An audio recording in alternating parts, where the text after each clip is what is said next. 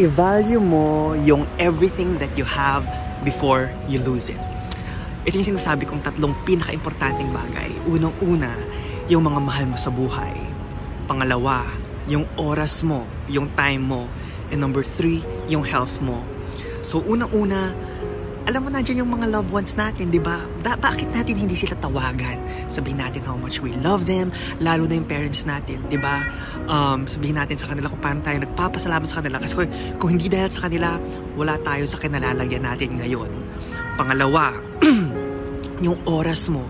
'Di ba? Kung may oras ka, gawin mo na yung mga gusto mong gawin ngayon kasi nasa huli ang pagsisisi. Pag hindi mo yan ginawa ngayon, baka magsisi ka pa sa huli. So, gawin mo na habang may time ka pa.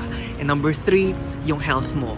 Para magawa mo lahat ng mga gusto mo, alagaan mo rin yung health mo kasi pag healthy ka, mas marami kang pwedeng gawin. So, always value everything. 'Di ba? Habang nandito pa.